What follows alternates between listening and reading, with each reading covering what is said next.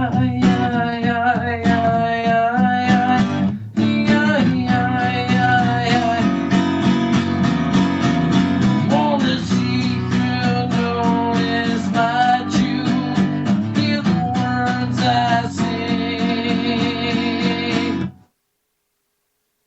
listening to the Jay Stone Show at rockmetaltalk.com.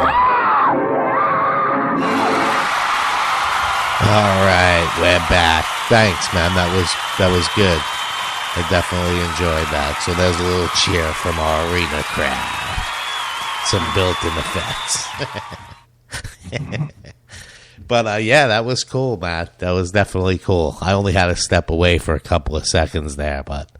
I heard you fixing stuff in the kitchen. Oh, I just let the dumbass cat in. My psychotic cat. His name is Osborne. He's a pain in the ass. But I was doing some shit at my desk. But yeah, that sounded great, bro. It's definitely a cool thing. I know it's got to be a little stressful doing it, but you know it sounds good. We got people tuning in, so it's always a good thing. It's always a good thing. But enjoy being on, man. Do you ever do any cover songs when you rehearse, or? No, not really. You know, I'm more of a big fan. If you can create it, I'd rather you just create some garbage than. I'm being honest. You know, I don't understand why. When you can listen to the Beatles, why you want to do a cover? I mean, granted, you might do that just because you love the song and you play it, but you know, like it's the Beatles, you know. Right. No, I hear you. Well, some people. Person, you know, it's not triggering on that. It's just my mindset's like I heard it from the originator, and they were the best still. Right. Why I want to hear, you know, it's like people ask me about Godsmack. I got nothing against Godsmack, but I'm going to listen to Metallica. Sorry, right? Yeah, well, if you wanted to hear fucking the same song, that's a whole nother thing that I was going to talk about, so we might as well touch on that. I don't know if you've seen. I have a little beef with those guys that go way back before it was even Godsmack. I bought the first album basically before I even knew it was the same dude who was in this band Strip Mind, who used to play clubs at the same time on Long Island, but I'm not going to get into that. But I just read an article yesterday that they're changing their name. They're giving in to the petition of people who are offended by the name Godsmack. I think this is totally stupid. I think they're going to be back to Godsmack when they realize that no one's going to call them by their new name. No one's going to give it two shits about it. They're changing their name to Power Chord. This has got to be a joke. This has got to be a promotional stunt. Why would you? I don't care who's complaining about it. There are fucking people out there who have some crazy ass names for bands. Right. There's bands called Anal Cunt. Do you know what I'm saying? What is offensive about the name Godsmack? Right. Who can explain it to me? If you can explain it when this live performance is over, I'll take your fucking call. I don't know what it could mean. Everybody thought it was a reference to Alice in Chains when they first came out because they had that same type of style. No, didn't they have a song called Godsmack or something like that? Yeah, I guess. I don't really follow them too much. I like one or two of the first songs, but after you do the same album 17 times, it gets played in my head. I'm not saying they're a massive live band. They have a huge success, but why would you change the name to of all the things that you can change it to? It's not necessary. Why would you change it to Power Chord? I don't know why. That's straight out of the fucking 80s. There's got to be another band with that name already somewhere that's going to be pissed off and throwing them some type of cease and desist order or something. But I don't know. I generally do talk shit about bands, but this is just stupid. It's just plain stupid. People know I used to be a big fan of Buck Cherry. I don't like. God Am was the song I was thinking of. What's that? God Am. But But I used to be a fan of Buck Cherry in the beginning when it was the original members, and then they became a novelty rock act. You know, so some bands I do talk about, and I happen to be friends with the original bass player. He actually played on one of my solo songs. Hey, like I said, you know, if you're gonna play covers, go ahead. I mean, I'm probably not gonna see you there, not on purpose anyway. But I don't know. I don't know. I think they're, you know, they got a great following. They sell out shows. But really, there's no reason to change the name. There's absolutely no reason for it. Know who you are. Why would you go ahead and just uproot it? You know. It's like starting over. I know people are gonna know because you made an announcement, but how many? Just start over. Just go with a whole different clique. At least call it. You know, go by his name. He was the original person anyway. But right. I don't know. I don't know what you get. What are you gonna do? Put Power Chord, formerly Godsmack, so you're still back to where you're being offensive. It's got to be bullshit. I'm saying that ain't ever gonna happen. I really am.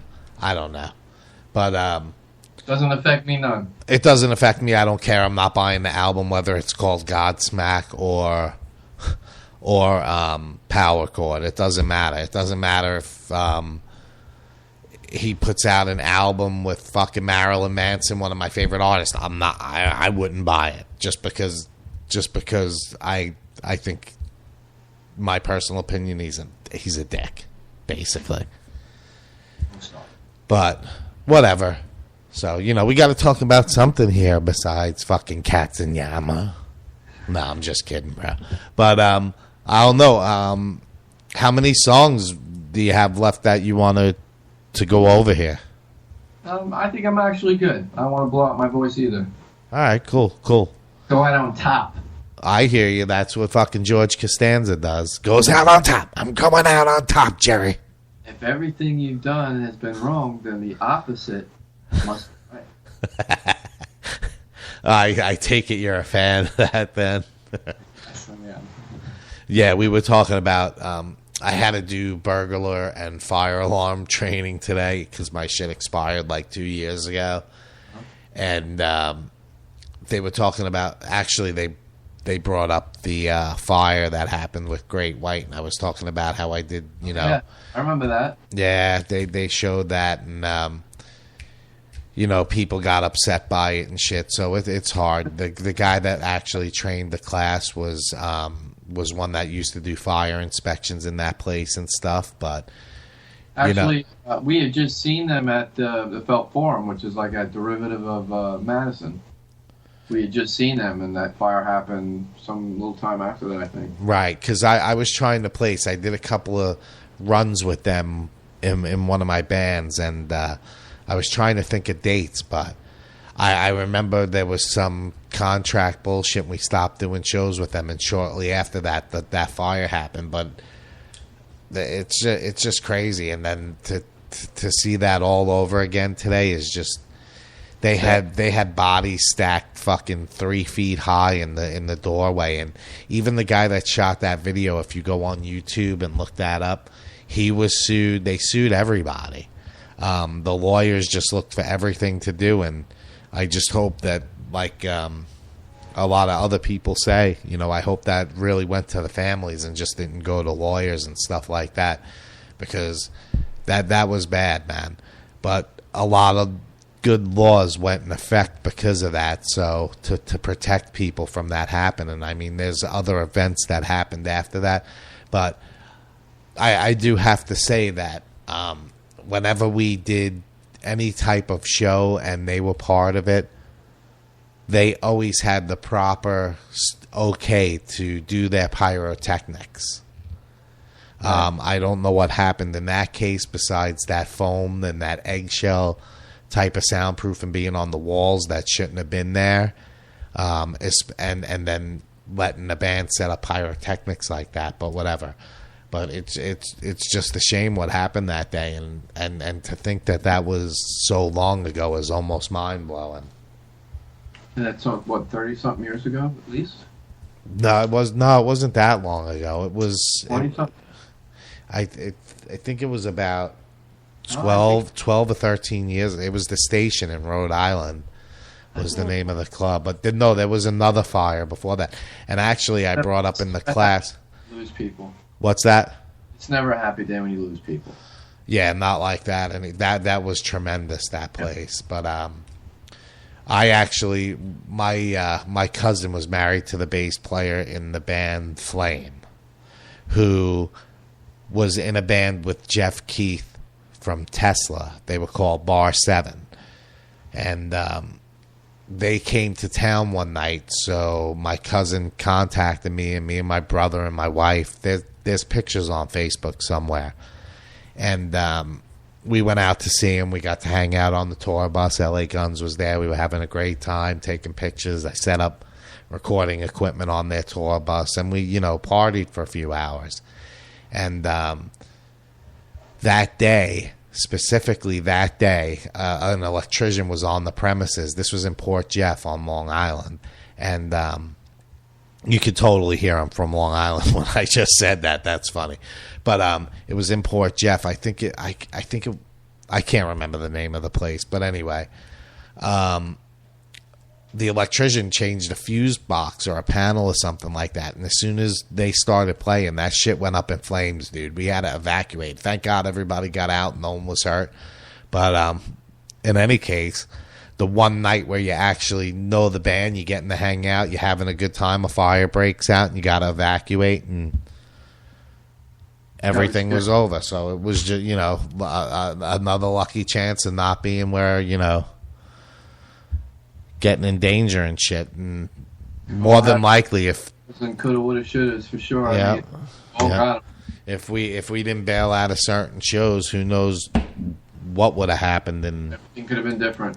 Yeah, absolutely. But so yeah, we're about an hour into the show, and I'm gonna have to do a couple of things here real quick so I can move on to the next segment. And I don't know, tell people about KATZINJAMMA that didn't hear about you. There's a lot of new people listening in, so very cool. You got to. Well, I hope everybody enjoyed it. Yeah, I know I'm playing it for sure. I think they did without a doubt, and I definitely appreciate you taking the time and a month and a half to rehearse and doing all of that shit. So it's pretty cool. It sounded great. I'm definitely impressed with the quality and what we did, and it's just cool. One of those things. So awesome. I appreciate you doing it, brother. Thanks for having me. Yeah, no problem. I'm sure we're going to do it again, man. It seems like, we talk every day, so I'm sure you're going to be on the show again. Hopefully, we'll come up with a new idea by then, and we can try that out. You can be my guinea pig again. No, I'm just kidding. No, it was great. No, the idea came because, I told you that when you were on the show, it sounded like you were sitting right next to me. And anytime you want to come in and Skype in and talk to me, if I'm doing a live show, whatever, you got something you want to talk about, just do it, bro. You don't have to wait for me to book something for you. Just fucking call in. Cool. I'll talk to you. So I'm going to play another song here by a band that I like to play all the time. A band that I loved when I was fucking 17 years old. A band that KATZINJAMMA was friends with back in the day, and I held back from doing my yama yama yama, but I still fit it in there. But I'm smooth like that because I'm smooth. But these guys had a hit song back in the fucking early 90s called Apple Pie. Here's a song called Drunk Cop. I'm Jay Stone. You're listening to my show at Rock Metal Talk. I wake at 5:32, put on my colors of blue, and then I